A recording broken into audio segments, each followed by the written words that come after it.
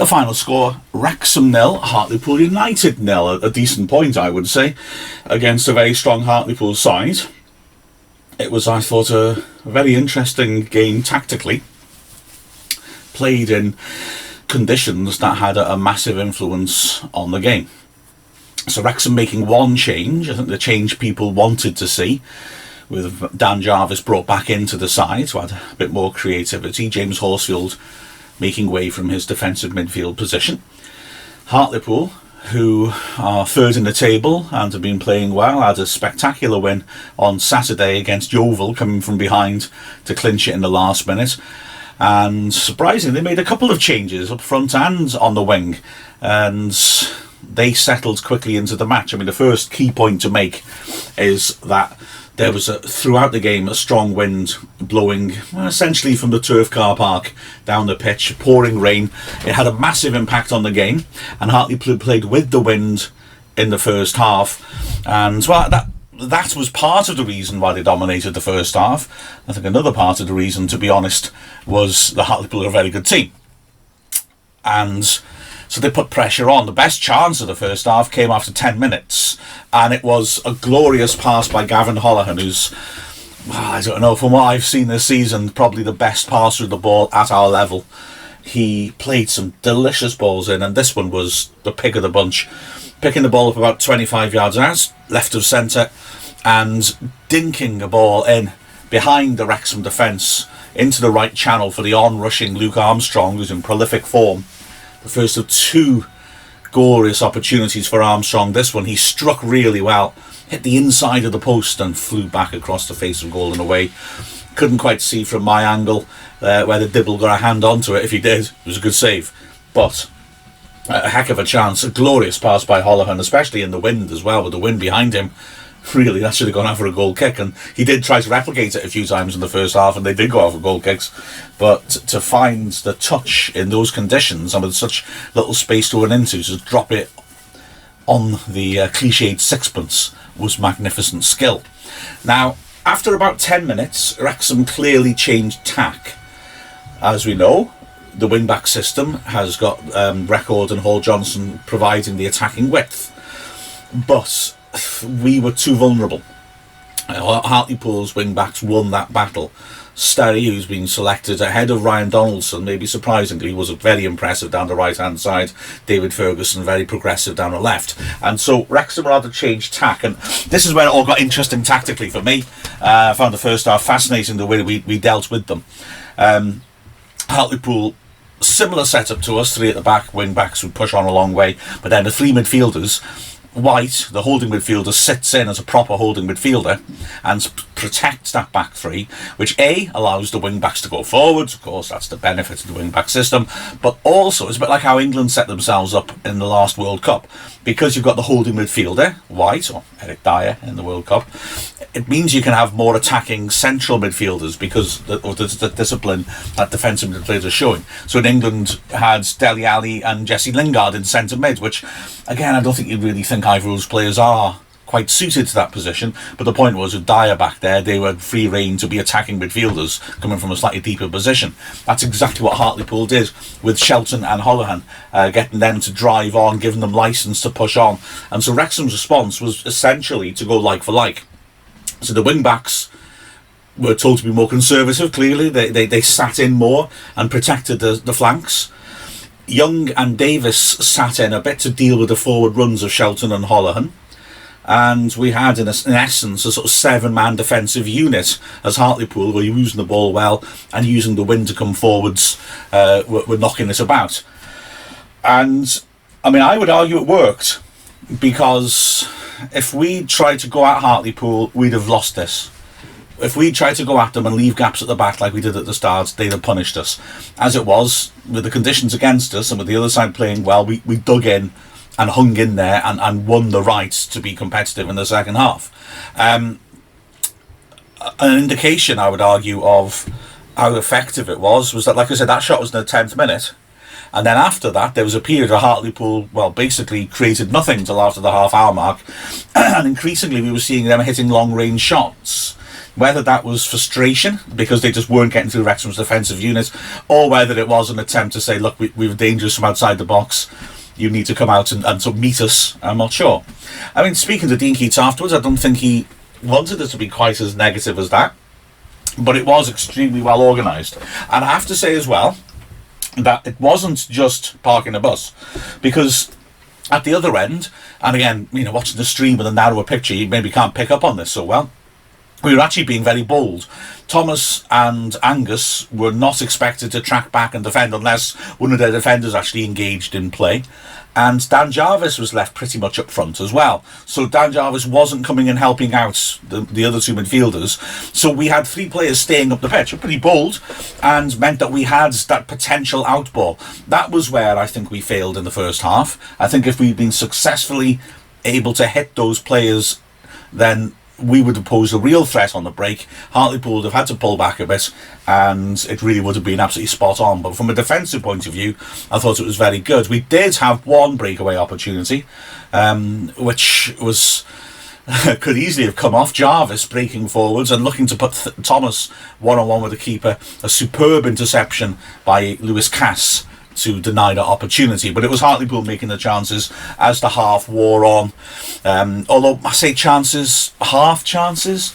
The lovely piece of play by Shelton to switch the ball over to the left hand side to the other wing back, Ferguson, and he drilled a vicious cross with pace on it, which was just too high as Sterry continues his run at the far post, just couldn't quite reach it in front of goal.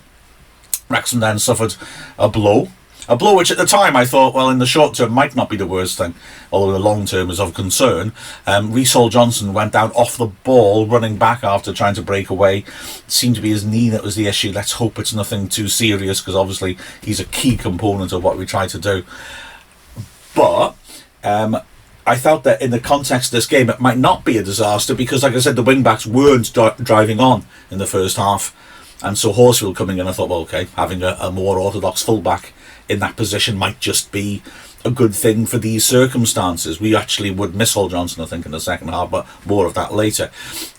Ironically, having had Horsfield on, there were then a couple more efforts. Sterry on the right-hand side swinging in a terrific cross, but Gray about 8 yards out just didn't get on top of it at all and headed it a long way over. And then in added time, Wrexham had a promising breakaway, which broke down. Davis surging forwards with men over, needed to play the ball earlier. Jarvis made a run down the line, but he just hesitated. The chance was gone, and when Wrexham lost it, Hartlepool then broke back with pace. Armstrong pulled the ball across to Gray in the right channel, who had a sight of goal 15 yards out, drove it in, and Carrington with an excellent block to deny him. So, first half, Wrexham, I'm not inclined to say lucky to survive with a clean sheet. Admittedly, Hartlepool hit the post, but apart from that, there weren't any other really clear chances. But Wrexham certainly having to adapt and dig in and fight to make sure they came in level at half time. And then the second half, the wind was at Wrexham's back, and for the first 15 minutes, it was a very different game. Wrexham attacking with pace and looking to trouble Hartlepool. The number of times Wrexham got themselves into positions where the killer ball could be played and failed to execute that killer ball was frustrating, and it led to a lack of shots on target. But it was much more promising. This is where they missed Hall-Johnson in the second half, because as it turned out, the wind had been a big factor, and it was helping Wrexham to go forwards, and Hall-Johnson would have been useful, because certainly Record was pushing up a very long way, in massive contrast to the first half. There's no question that Keats had demanded that at half-time as well. I think he did maybe feel we got a bit too stuck in our box, but Wrexham from the start was starting to threaten without making proper chances. Nice piece of work by Angus down the left, put Davison around the back of the defence. He drove it into the goal mouth, but the ball was cleared. Then switched well by Young to pick out Davis. 25 yards out, he got it onto his left foot, drove in a shot, but it was deflected wide. And then Jarvis had an opportunity to send Thomas one-on-one with the keeper, put it in, Little intercepted well, but having said that, say Jarvis may have been a bit disappointed that he wasn't able to execute. Then Hartlepool had a corner, which Wrexham managed not only to clear, but to break away from. A fantastic early ball by Young. Jarvis looked like he was one-on-one with the keeper, but White did brilliantly to accelerate and just beat him to it. This was the closest thing, really, for Wrexham. And soon afterwards, Jarvis was taken off at Durrell, a decision which was, I don't know, it's an interesting one, that. On the one hand, surprising because Jarvis was very lively in the first 10 minutes and very involved with the second half. But understandable in that he'd been getting into those great positions that he'd want to be in and then not being able to deliver the ball. So maybe the idea that Durrell might be able to was a decent one. But actually the chances dried up at this point. Not a criticism of Durrell, who was very busy. But we weren't getting into such good positions. And Hartlepool regained their equilibrium. The wind, I think, dipped a little bit. Not saying so much as to completely affect the balance of play. And Hartlepool finished the game very strongly. Their first real opportunity was an absolutely terrific one. Wrexham's defence kept a good, quite high line, but Record at left wing back didn't step up with the rest and was standing deeper and played Armstrong on the side completely on his own, through on Dibble. Glorious chance for a striker in brilliant form. Dibble came rushing off his line and, surprisingly, Armstrong panicked and slashed his shot way over the bar. Surprising that. Wrexham brought Ponticelli on for Angus to try and freshen things up front, but the action was all happening down the other end. Killip, the goalkeeper, drilling the ball accurately to Armstrong, who helped it down the flank. Oates outpacing Luke Young down the wing, cutting into the box, and then a foul being given against Young, who was chasing behind him, and Hartlepool absolutely certain it was in the box. The referee gave it just outside.